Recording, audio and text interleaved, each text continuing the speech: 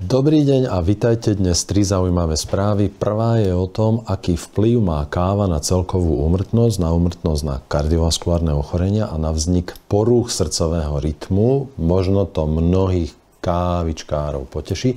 Druhá správa je o tom, ako závislosť na sledovaní správ poškodzuje mentálne aj telesné zdravie. A to ja si dovolím dať aj do súvisu s tými, ktoré tie správy nielen najskôr sledujú, ale potom ich aj tvoria.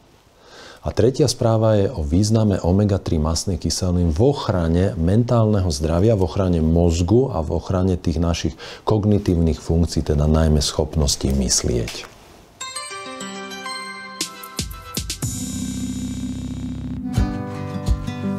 Bestsellery doktora Bukovského nájdete u nás za najlepšie ceny a k tomu špeciálne akcie a nové ponuky. akv-shop.com.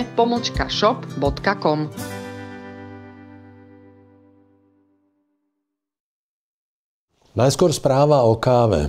Často to riešime a roky sa vedie diskusia o tom, či pitie kávy škodí alebo neškodí, aká káva, aká forma, aká dávka, v ktorej dennej dobe, kedy ráno prvá káva, či nalačno káva, či s mliekom káva zabíja. Aj o tom už máme špeciálne video, pretože sa pred zhruba 3 rokmi, myslím, šíril taký veľmi intenzívny hoax na tú tému, že káva s mliekom, keď si dáte mlieko do kávy, tak vás to zabíja. Nie, sú ľudia, ktorí kávu bez mlieka nemôžu piť, pretože keď si ju dajú bez mlieka, tak majú vážne žalúdkové ťažkosti alebo majú silné bušenie srdca alebo niečo podobné a to mlieko môže zmierniť práve ten dráždivý účinok kávy, kofeínu a ďalších látok na žalúdok, na sliznicu, na črevný nervový systém, na vegetatívny nervový systém. Takže nie je pravda, že pitie kávy s mliekom je toxické a zabíja. Táto nová informácia hovorí o tom, že ak ste navyknutí piť také 2 až 3 šálky kávy, tak dokonca bez ohľadu na to, či pijete kávu instantnú, mletú alebo bezkofeínovú, tak vám tá porcia 2 až 3 šálok poskytuje ochranu voči úmrtiu v podstate na všetky príčiny. Čiže znižuje celkovú úmrtnosť, znižuje úmrtnosť aj na kardiovaskulárne ochorenia a znižuje aj riziko vzniku arytmí, teda porúch srdcového rytmu, ktoré tiež môžu skončiť smrteľne. A analyzované dáta zo skupiny takmer 450 000 ľudí, ktorí boli sledovaní v priemere z 12,5 roka, a pomocou dotazníkových informácií o konzumácii kávy a pomocou analýzy ich zdravotných záznamov boli spracované tie výsledky, pričom spotreba kávy bola kategorizovaná v 4 vrstvách ako keby. Najnižšia spotreba kávy je 0, čiže ľudia, ktorí nepili kávu vôbec, tých bolo asi 22,4% zo všetkých tých, to je dosť veľa, že? Zo všetkých tých 450 000 ľudí. A potom bola konzumácia na úrovni menej ako 1 šálka za týždeň, potom bola konzumácia kávy 1 šálka, potom konzumácia 2 až 3 šálok, konzumácia 4 až 5 šálok a potom bolo viac ako 5 šálok za deň, čo je najväčšia konzumácia. Čiže na tom vzťahu bolo, keď sa to takto navrství, to bolo až 6 ako keby úrovni spotreby kávy. Na tom sa dá potom pomerne dobre odsledovať skutočne vplyv dávky, alebo či ten efekt je priamo úmerný dávke, čiže mali by sme pozorovať, povedzme, že malé množstvo kávy nemá žiadny efekt, väčšie má už nejaký efekt, ešte väčšie množstvo kávy má ešte väčší efekt, ešte väčšie množstvo kávy má ešte lepší efekt a tak. Nie, ale ukázalo sa, že vo vzťahu k tej celkovej úmrtnosti konzumácia 2 až 3 šálok kávy denne mala najvýraznejší ochranný účinok, menej nemalo ochranný účinok, viac ako 3 šálky kávy tiež nemalo štatisticky významný ochranný účinok. Čiže v tomto pásme bezkofeínová káva, teda v tomto vzťahu, že konzumácia kávy a celková úmrtnosť na všetky ochorenia, na všetky príčiny úmrtia. Konzumácia bezkofeínovej kávy predstavovala 14% ochranu. Čiže pri porovnaní ľudí, ktorí pili 2 až 3 šálky kávy za deň a ľudí, ktorí nepili kávu vôbec, tak v horizonte 12,5-ročného priemerného sledovania bolo u tých, ktorí tú kávu pili, o 14% menej úmrtí, celkových úmrtí počas 12,5-ročnej doby a išlo o tú bezkofeínovú kávu.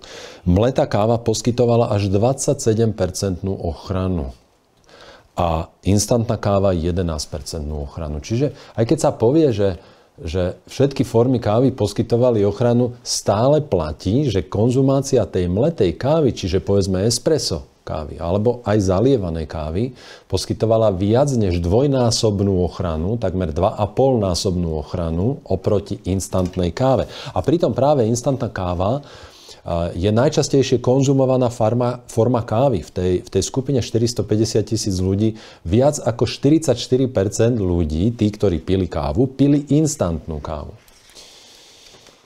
A v kategórii úmrtia na kardiovaskulárne ochorenia predstavoval ochranný účinok bezkofeínovej kávy 6%, ochranný účinok mletej kávy, konzumácie kávy vyrobenej, pripravenej z mletej kávy predstavoval 20% ochranu a ochranný účinok pitia kávy instantnej predstavoval 9% ochranu. A vo vzťahu k riziku vzniku arytmy, teda porúch srdcového rytmu, konzumácia kávy bezkofeínovej predstavovala inak. V tejto súvislosti pri tom analyzovaní rizika arytmie, teda vzniku porúch srdcového rytmu, sa ukázalo, že najsilnejšiu ochranu poskytuje konzumácia kávy 4 až 5 šálok z kávy mletej alebo 2 až 3 šálok kávy instantnej. A to na úrovni 17 a 12%.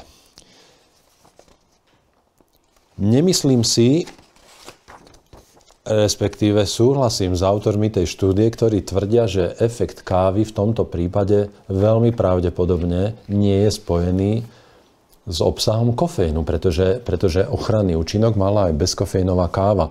A navyše, hoci bezkofeínová káva mala v niektorých prípadoch najnižší účinok zo všetkých 3 porovnávaných typov kávy, stále platí, že pri technologickom spracovaní kávy sa odstráni nielen kofeín, ale že sa technologicky narušia zrejme aj iné molekuly a že sa môžu znehodnotiť niektoré tie protizápalové a protidiabetické a ďalšie fytochemikálie, teda látky rastlinného pôvodu, ktorých je v káve podľa doterajších znalostí viac ako 100. Káva obsahuje viac ako 100 biologicky aktívnych látok, ktoré ovplyvňujú naše zdravie a my už vieme, že ovplyvňuje aj zdravie a aktivitu črevnej mikrobioty.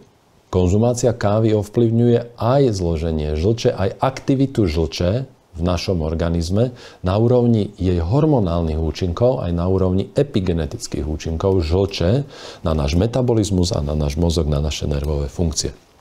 Takže nemyslím si, že je ku zdraviu kávu nevyhnutné piť, ale ak pijete 2 až 3 šálky za deň, ukazuje sa, že je to porcia kávy, ktorá nie je škodlivá vo vzťahu ku kardiovaskulárnym ochoreniam a k celkovej úmrtnosti a k riziku vzniku porúch srdcového rytmu, ale že táto dávka, táto denná dávka kávy a nápojov pripravených z kávy bezkofeínovej, instantnej alebo mletej predstavuje dokonca určitú ochranu zdravia.